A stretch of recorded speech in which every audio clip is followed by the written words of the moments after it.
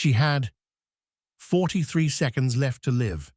43 seconds before a little boy became an orphan, and the man trying to save her. He had no idea that those 43 seconds would destroy his entire life.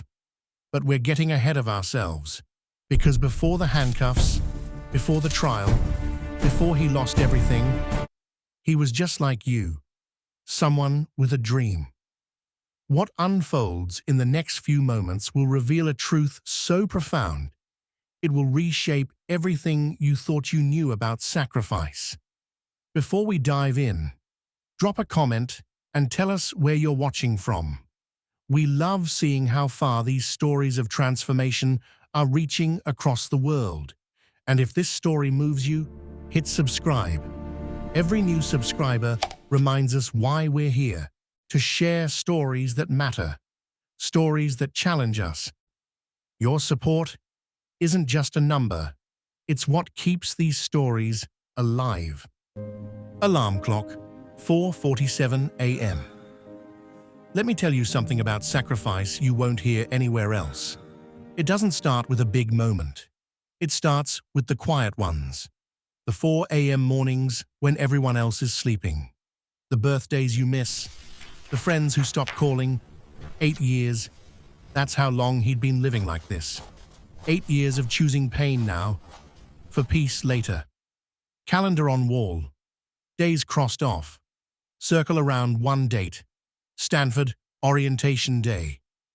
92 days. That's all he had left. 92 days until medical school. Until his mother could finally breathe. Until poverty became just a memory. Photo on desk, him as a child, wearing a toy stethoscope, huge smile. He'd been that kid, the one who played doctor with stuffed animals. The one who told everyone, "I'm gonna save people when I grow up." Everyone smiled. Because kids say that stuff, right? But he meant it. Evening, bus stop, golden hour light fading. Tuesday, 6:47 p.m. The number 12 bus was running late. Again. Him checking phone, earbuds in, tired smile, the kind you wear when you're almost there. He was thinking about tomorrow, about his mom's birthday, about the cake he'd buy with the last $20 in his account. He had no idea. There wouldn't be a tomorrow, not the one he planned. Faint sound, a whimper. He doesn't notice at first. That sound. God, that tiny, desperate sound. He pulls out one earbud, looks around. Nothing. Then, again. Clearer. Most people would have ignored it, turned the music up, minded their business. But people who are born to save lives, they don't know how to ignore suffering. Dark alley, trash scattered, one broken streetlight flickering. He shouldn't have gone in there. Every survival instinct screaming, "Don't, stop, walk away." His feet moving forward anyway, into the darkness. But you know what's stronger than fear? Purpose. There, in the corner, a little boy, maybe 5, sitting in a puddle, rocking back and forth. The boy's eyes.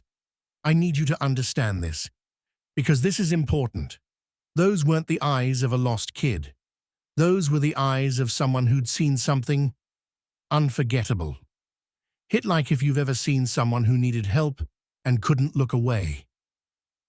He kneels down slowly, hands visible, non-threatening. He spoke softly.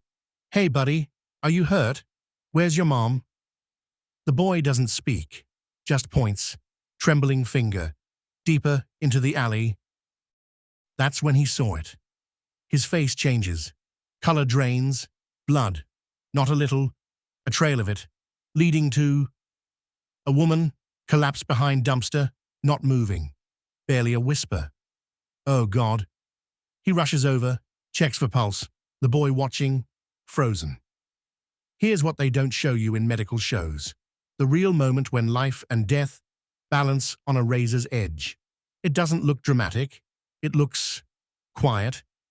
His fingers on her neck, waiting, counting. Nothing. No pulse. Skin cold. Lips blue. Pause. She was gone. The boy's face. Waiting. Hoping. Believing in him. But that little boy was looking at him like he was the answer. Like he was supposed to have a solution. Breaking. And he couldn't let him down. Phone in hand. 911 dialed. Finger hovering over call. 8 seconds. That's how long he stared at that screen. 8 seconds that changed everything. Phone showing, calling 911. The woman, lifeless. Ambulance response time in that neighborhood, 11 minutes. Average. She had maybe 2 minutes left to live. Do the math. He drops the phone. Starts CPR. 30 compressions, 2 breaths. 30 compressions, 2 breaths. Each compression, his arms shaking, sweat dripping. His professor's voices in his head. Never practice medicine without supervision. Never work outside a controlled environment. Never screw the rules. Share this if you believe some rules are meant to be broken. Time slows. Compression, breath, compression, breath. Her chest rises, falls, nothing. His arms were on fire, his mind racing and screaming. Medical students aren't supposed to do this. Not alone, not on pavement, not with this much pressure. The boy crying silently, clutching a dirty stuffed animal. But that little boy was watching, and giving up, that wasn't an option. One more compression. She gasps, eyes fly open, coughing, alive. Exhale, 43 seconds. That's how close it was. The boy runs to his mother, sobbing. She's confused, disoriented, but breathing. He saved her, right there, with his bare hands and his training and his absolute refusal to let death win. In that moment, he was a hero. Sirens approaching, red and blue lights, painting the alley. Paramedics arrived 10 minutes later. They stabilized her, loaded her into the ambulance, told him he did everything right. Lead paramedic, shaking his hand. You saved her life, kid. The boy hugged him, wouldn't let go, had to be gently pulled away. Ambulance doors closing, boy's face in the window, small hand pressed against glass. He stood there watching them disappear, covered in her blood, shaking from adrenaline, but smiling, because he'd done it. He'd actually saved someone. He walked home, looking at his hands, still trembling. He went home that night and cried. The good kind, the I can't believe I did that kind. Called his mum, told her everything. Him in shower, blood washing off, water running red, then clear. She said she was proud, said she always knew, said he was born for this. That was the last time anyone said they were proud of him. Whisper, for 3 years. 72 hours later. Morning, knock on door. 3 days, that's all the peace he got. 72 hours of believing in good outcomes and justice and fairy tale endings. Door opening, 2 detectives, stone-faced. Are you Ethan Walker? That's how it started, with his name, his real name, the one he'd worked so hard to make mean something. Badge. Detective Willis, we need you to come with us. He laughed. Actually laughed. Thought it was a follow-up. A thank you. Maybe a news interview. Dark. It wasn't. Police station, interrogation room, metal table, 2 chairs. You have the right to remain silent. His face, confusion turning to horror. They arrested him for assault. Assault on the woman he saved. The woman whose heart he literally restarted with his bare hands. Detective sliding photos across table, hospital photos of the woman, bruises on her chest. Fractured rib, severe bruising, Trauma to the chest cavity. From CPR, from saving her life. Him trying to explain. Hands up, voice breaking. I saved her. I did CPR. Ask the paramedics. Ask. Detective's hand raised. Stop. The victim doesn't remember CPR. She remembers waking up with a strange man on top of her, in an alley, covered in blood. Pause. Let it sink in. His world collapsing in real time, face crumbling. That's when he understood. The woman he saved. She thought he attacked her. Detective's office, later, more gentle now. The detective believed him, looked him in the eye and said, I know you saved her. The evidence backs you up.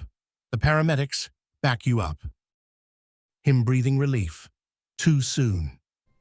But son, she's the victim, and she's terrified. And a jury. They see bruises, they see trauma, they see a man and a woman in an alley. Perception is reality in court. Bail set. $50,000 might as well have been $50 million. His mother's face, at the station, aged 10 years in 10 minutes. His mother sold her car that week, the car she needed to get to work, the car she'd had for 15 years. Her signature on bail bond papers, handshaking. She never asked if he did it, never doubted, just asked one question. Her looking at him, eyes wet but firm. Did you save her? He nodded. She hugs him, fierce and protective. Then we fight. Stanford letter, email subject, admission status update. The email came on a Thursday. Stanford's policy on admitted students must maintain good moral character and legal standing. Him reading, face going numb. They weren't rejecting him. They were postponing his admission indefinitely until legal matters are resolved. Bitter. Translation, you're guilty until proven innocent. And even then, scholarship notification. Expired. His scholarship went with it. Full ride, gone, because he saved a life. Courtroom, months later, day one of trial. The trial took 6 months to start. 6 months of his life in limbo. Can't work. Who hires someone awaiting trial? Can't plan. What if you're convicted? Can't breathe. The world's watching. Prosecutor standing. Confident. Polished. The prosecutor told a simple story. Young man, alone, sees vulnerable woman, dark alley, opportunity, attack, jury listening, some nodding, some looking at him with disgust. Defense told the truth. Medical student, CPR, hero, saved her life. But truth is harder to believe than fear. The woman takes the stand, fragile, scared. She testified against him, not out of malice, out of trauma, out of broken memory, out of genuine absolute belief that he hurt her. Her crying. I woke up and he was on top of me. I couldn't breathe. I thought I was dying. She wasn't lying. From her perspective, her reality, her shattered memory, that's what happened. Him listening, not angry, just destroyed. How do you fight someone's truth, even when it's not the truth? Whisper? You can't. Paramedic testifies, he saved her life. Textbook CPR, no question. Defense put on experts, paramedics, medical professionals, all saying the same thing. Hero, lifesaver, innocent. Prosecutor, cross-examining. But you weren't there when it started, were you? And the prosecutor planted one seed, one tiny poisonous seed. Prosecutor to jury. How do we know what happened before the CPR? Angry whisper. That's how they destroy good people. One seed of doubt. Jury deliberation. Day 1, day 2, day 3. 3 days, the jury was split. 7 to 5, then 6 to 6. Then, finally. Jury files back in. No one looks at him. Bad sign. The foreman stood, paper shaking in his hands. On the charge of assault in the 2nd degree, His mother gripped his hand, so tight he'd have bruises. We find the defendant not guilty. The decision is final. Courtroom erupts, his mother sobbing, his lawyer smiling. Not guilty. He won. Justice prevailed. The system worked, right? Him standing there, numb, not celebrating. Here's what they don't tell you about winning. Sometimes you win the battle and still lose the war. Outside courthouse, reporters everywhere, cameras flashing. The headlines read, "Medical student acquitted in alley assault case." Acquitted. Not innocent, not exonerated, acquitted. There's a difference. Apartment, eviction notice on door. Legal fees, $87,000. His mother's savings, wiped out. Her retirement, gone. Their home, foreclosed. His mother packing boxes, trying not to cry, failing. She never blamed him, not once. But he blamed himself. Every single day. Him helping her pack. Both silent. What is there to say? The woman who raised him alone, who worked 3 jobs to keep food on the table, who believed in his dream more than her own. Breaking was packing her life into boxes because he tried to be good. Comment if you've ever watched someone you love suffer for your choices. Stanford email. We regret to inform you. Stanford sent their final decision 2 weeks after the trial. They could not in good conscience admit someone with such serious allegations in their history. Him reading, no reaction, numb. Not guilty didn't matter. The stain remained. Job applications, dozens, hundreds. He applied everywhere, hospitals, clinics, research labs. Every single one ran a background check. Rejection emails, one after another, generic, cold. After careful consideration, means we Googled you. 1 year later, gas station, 2 a.m. Him wearing name tag, night clerk. 1 year after saving a life, this is where he was. Mopping floors at 2 a.m. Stocking shelves, checking IDs. His reflection in store window. Hollow eyes, defeated posture. The hands that should be holding a scalpel, hold a mop. The mind that should be saving lives counts cigarette inventory. Pause. Heavy. And every night, every single night, he asked himself the same question. Would you still do it? Knowing everything, would you still save her? Long silence. Store door chimes. 2:47 a.m. He looks up from register and freezes.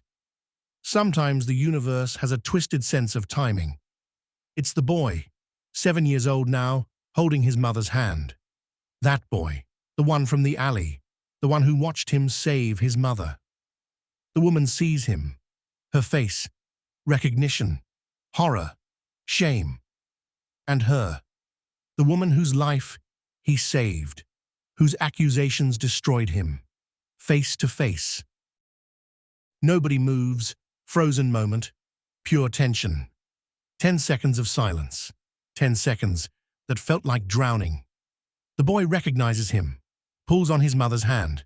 Mum, that's him. The boy remembered. Kids always remember heroes. Woman approaches slowly, each step deliberate, scared, ashamed. She'd been in therapy for 8 months. PTSD treatment, memory work, and 3 weeks ago, she remembered everything. Not the attack that never happened, the rescue that did. Her standing in front of counter, tears streaming. Her trying to speak, voice cracking, barely audible. I remember now. I remember everything. Him standing there, stone-faced, guard up. He didn't speak. What was there to say? Sorry doesn't undo destruction. Boy, looking between them, sensing tension. You saved my life. You saved my son. And I destroyed you. She broke down. Fully. Completely.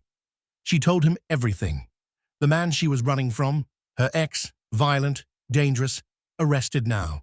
Her son, safe finally, her life, rebuilt. Pause, because of him. She reaches into purse, pulls out envelope. Money. It's not enough, it'll never be enough, but please. Him steps back, shakes head. He refused, didn't want her money, didn't want her guilt. Boy speaks up. Small voice. Are you still going to be a doctor? That question. From that little boy. It shattered something in him. Him kneeling down, eye level with the boy. I don't think so, buddy. I don't think they want me anymore. Boy looks confused. Pulls something from backpack, worn folded paper. The boy handed him something, a drawing, old, wrinkled, carried everywhere. The drawing unfolds. It's him, drawn in crayon, cape on his back. My hero, in big letters. The boy had carried it every day, for a year. His hero, his proof that good people exist. Him staring at it. First emotion in months. Eyes wet. My therapist said you saved us. She said heroes are real. You're real. Breaking. And that's when he finally cried. Woman's determination hardens, wipes tears. I'm going to fix this. I'm going to tell everyone. I'm going to... Him shakes head, tired. It's too late. The story's already written. No one cares about chapter 2. But she did it anyway. News studio, her sitting across from anchor. Nervous, but resolute. She went on the local news first, told the whole truth, the trauma, the false memories, the innocent man she destroyed. News headline, assault victim recants. I accused an innocent hero. Then she went national. The story exploded, because people are starving for stories where good wins, even if it takes time. Social media, hashtag justice for the hero trending, hashtag believe in good, millions sharing. Viral video, her testimony, millions of views. And for the first time in a year, the world was listening. His phone, notifications exploding, emails, messages, calls. Email from Johns Hopkins. We'd like to speak with you. Medical schools reached out, not out of pity, out of recognition. Letter from Harvard Medical, from Mayo Clinic, from UCLA. They saw what he was, what he'd always been. Soft, a healer who wouldn't break.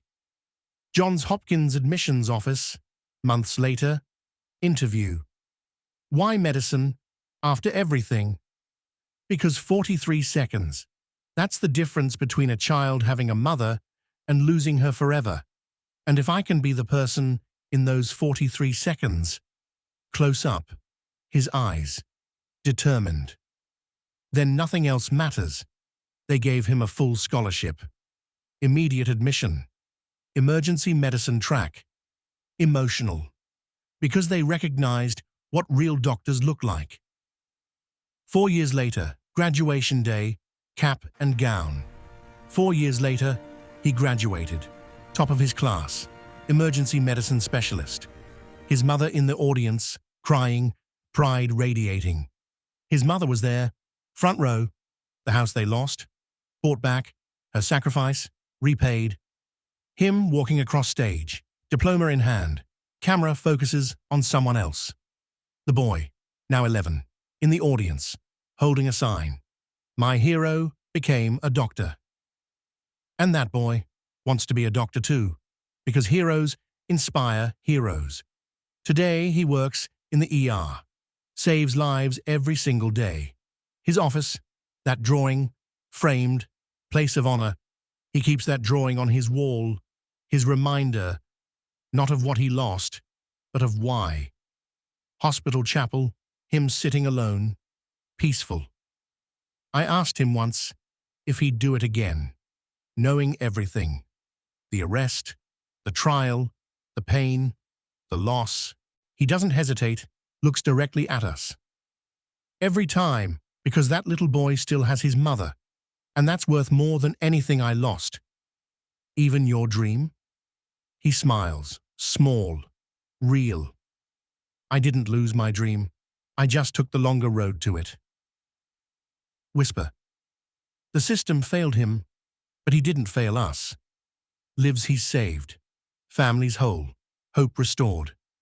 3 years. 47 lives saved. 47 families still whole. Because one person refused to walk away. Him walking hospital corridor, purpose in every step. So I'll ask you one last time. What would you give up for a stranger?